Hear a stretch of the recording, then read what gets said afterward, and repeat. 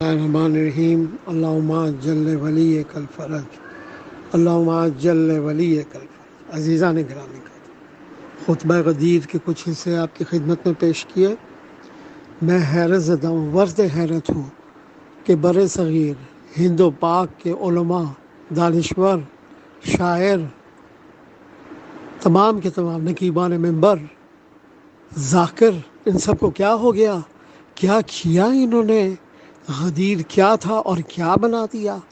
غدیر میں پروردگار عالم نے فرمایا جو کچھ نازل کیا گیا اور وہ جو کچھ بعین ہی اللہ کے رسول نے پہنچا دیا، اور انہوں نے ڈنڈی مار دی درمیان میں، شروع میں روک دیا۔ من کنت مولاہ فہذا علی مولا، بہت بڑا اعلان غدیر ہے، بہت بڑا اعلان ولایت ہے، مگر بات روک دی ان علماء نے، ان مولویوں نے، صاحبان ممبران نے، شعراء نے مولا علی علیہ السلام پہ آ کے بات روک دی۔ بات تو آگے چل رہی ہے، بات تو ائمہ طاہرین کا سلسلہ بتا رہی ہے۔ آگے تو اللہ کے پیغام میں نام لے کے، اسماء گرامی لے کے حسن اور حسین علیہ السلام کا ذکر ہے، اور سب سے زیادہ قائم آل محمد امام زمانہ کا ذکر ہے مولا کائنات علی ابن ابی طالب علیہ السلام کے بعد۔ یہ کیا ہو گیا کہ شروع میں ہی روک دیا، جبکہ پروردگار نے فرمایا جو کچھ نازل کیا گیا ہے۔ یہ جو کو کھا گئے اور صرف کچھ ایک حصہ بیان کیا۔ یہ کیا ہے؟ عزیزان گرامی، اس کو روک دیں گے تو کیا ہوگا؟ روک دیں گے تو نہ دین مکمل ہوگا۔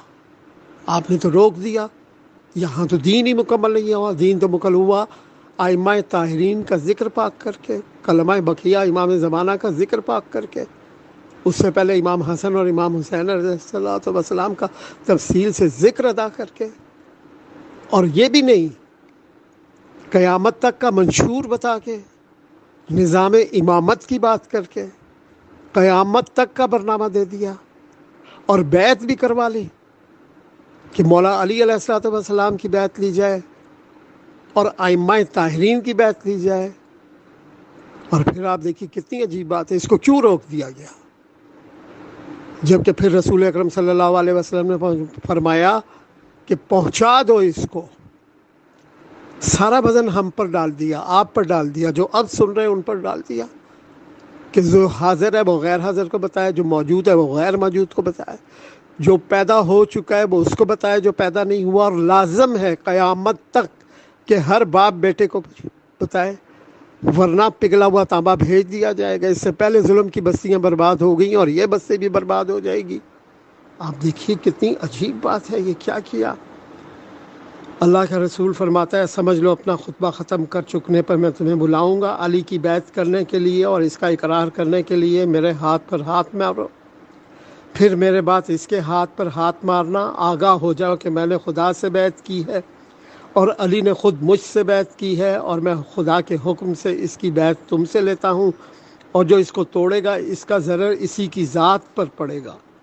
لہذا جان لو مجھے حکم دیا گیا ہے کہ امیر المومنین علی علیہ السلام کے بارے میں اور جو امام ان کے بعد ہوں گے تم سے بیعت لے لوں ہاتھ پر ہاتھ مار کر، وہ مجھ سے اور علی سے ہیں، امامت کرنے والے قیامت تک۔ مہدی بھی انہی میں سے ہوگا جو حق فیصلے کیا کرے گا۔ آپ دیکھیں اس میں گرامی لے کر فرمایا، لوگوں قرآن مجید تم کو بتاتا ہے کہ اس کے بعد آنے والے ائمہ طاہرین اسی کی اولاد میں سے ہوں گے، یعنی علی علیہ السلام کی اولاد میں سے ہوں گے، اور میں یہ بھی تم کو بتا چکا ہوں کہ یہ مجھ سے ہیں اور میں ان سے ہوں۔ اور پروردگار عالم نے ارشاد فرمایا ہے، اور اللہ نے اسے اس کی نسل میں باقی رہنے والا کلمہ قرار دیا، یعنی قیامت سے پہلے تک جو باقی رہے گا، قائم آل محمد بقیت اللہ، باقی رہنے والا کلمہ قرار دیا۔ لوگوں تمہاری تعداد اس سے زیادہ ہے کہ ایک ہی وقت میں مجھ سے ایک ایک کر کے بیعت کر سکو، لیکن اللہ نے مجھے یہ حکم دیا ہے میں تمہاری زبان سے اس بات کا اقرار کر لوں کہ میں نے علی کو مومنین کا امیر مقرر کیا، اور اس کے بعد ان ائمہ کے لیے جو میری اور اس کی اولاد میں سے ہوں گے، تم کو بتا چکا ہوں کہ ذریت میری اسی کے صلب سے ہے۔ اب یہ بار بار ذکر ہے، اور بار بار ذکر ہے کہ بیت امام زمانہ جل اللہ تعالیٰ فجر شریف تک لی جائے۔ تو عزیزان گرامی قدر، مجھے یہ بتائیے کہ آپ نے بیعت کی، ہر زمانے کے لوگوں نے اپنے وقت کے امام کے ہاتھ پر بیعت کرنی تھی۔ ایک چیز یاد رکھیے، ذہن نشین کر دیجیے، مکتب تشیع میں نہ کسی پیر کے ہاتھ پہ، نہ کسی گدی نشین کے ہاتھ پہ، نہ کسی مرجع تقلید کے ہاتھ پہ، نہ کسی ولی کے ہاتھ پہ، کسی کے ہاتھ پر بیعت نہیں ہو سکتی۔ بیعت صرف اور صرف زمانے کے امام کے ہاتھ پر ہوگی۔ اب یہاں کیا حکم آ رہا ہے کہ ہر زمانے کے امام سے بیعت لے لی گئی، ہر زمانے کے امام کے لیے بیعت لے لی گئی، اور امام مہدی علیہ الصلوۃ والسلام کے لیے بھی بیعت لے لی گئی۔ تو ہر زمانے کے لوگوں نے اپنے امام کے ہاتھ پر بیعت کرنی تھی یا نہیں کرنی تھی؟ کرنی تھی۔ تو امام مہدی علیہ الصلوۃ والسلام کے ہاتھوں پر دست مبارک پر جب کہ آپ نے غیبت اختیار کی، غیبت کبریٰ، بیعت کرنی تھی کہ نہیں کرنی تھی؟ کرنی تھی۔ کس طرح سے کرنی تھی جب امام غائب ہیں؟ اسی طرح سے جیسے دعائے عہد میں ہے۔ افسوس کا مقام ہے، افسوس کا انتہائی دل شکنی کا مقام ہے۔ ہر گھر میں دعائے عہد موجود ہے، بیعت کا طریقہ موجود ہے، لوگ پڑھتے بھی ہیں لیکن بیعت کی نیت نہیں کرتے۔ وہ بیعت جو ظاہراً آپ کی تشریف آوری ہوگی وہ بیعت اور ہے، مگر اس بیعت کا حکم ہے، یہ واجب ہے زمانہ غیبت کبریٰ میں۔ اور وہی طریقہ کہ دائیں ہاتھ کو امام کا ہاتھ قرار دو، بائیں ہاتھ کو اپنا، دونوں ہاتھوں کو ہاتھ میں لو، بیعت کرو، عہد کرو۔ دعائے عہد کیا ہے؟ دعائے عہد بیعت امام زمانہ ہے۔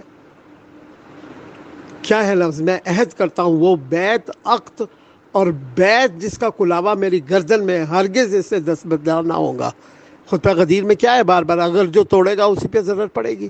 اور یہ کتنا خوبصورت ہے کہ آپ شب جمعہ بیعت کریں، روز جمعہ امام زمانہ کا دن ہے، بیعت کریں۔ یہ آپ کی دل کا عہد ہے، اب آپ کا دل کا عہد ہے اپنے زمانے کے امام کے ساتھ۔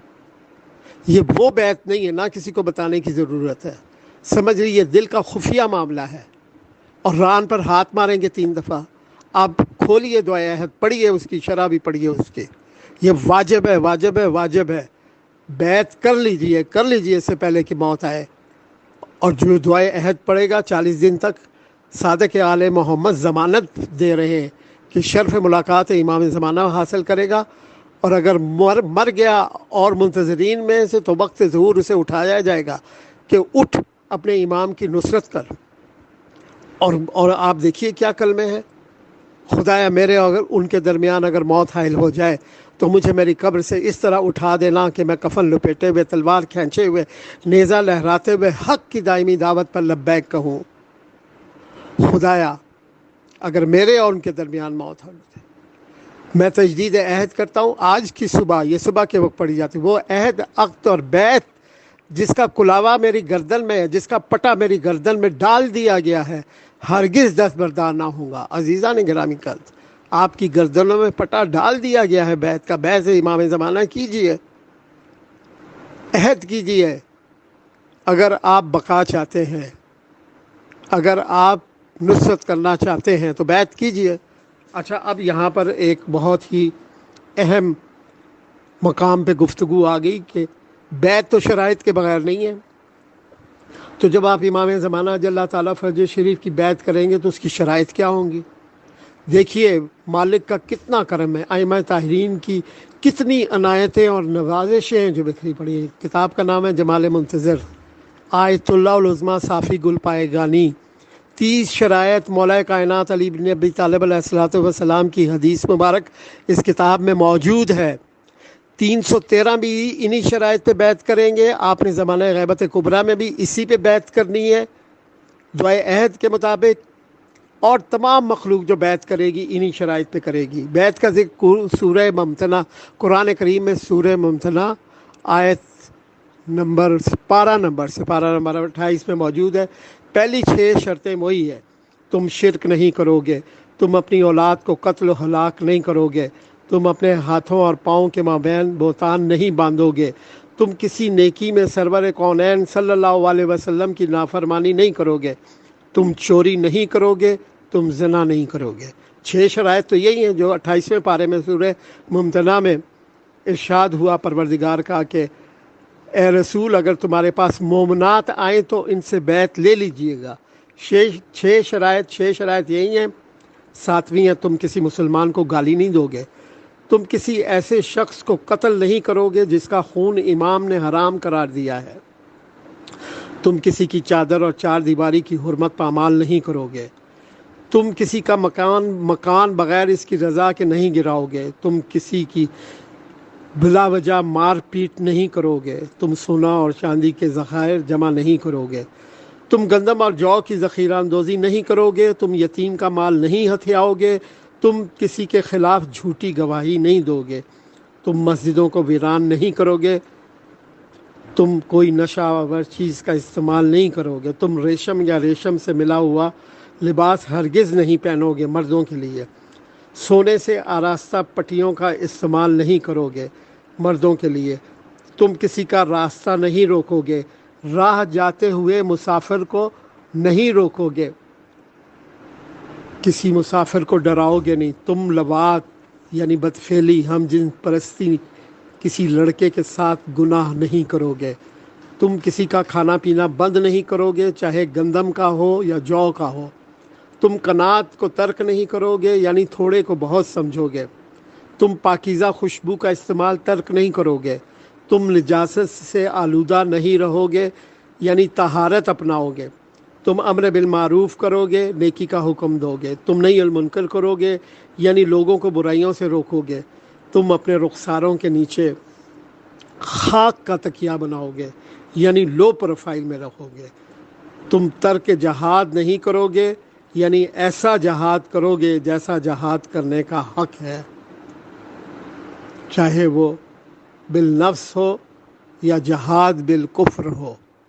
یہ 30 شرائط ہے عزیزان گرامی، کتنا خوبصورت ہے قیامت تک کا منشور، اس کے ساتھ یہ 30 شرائط کہیں ایک ذرہ بھر ایک پل کے لیے بھٹکنے کا اندیشہ نہیں ہے، یہ دین محمدی ہے، یہ خطبہ غدیر ہے، قیامت تک محفوظ کر دیا آل محمد کے ماننے والوں کو۔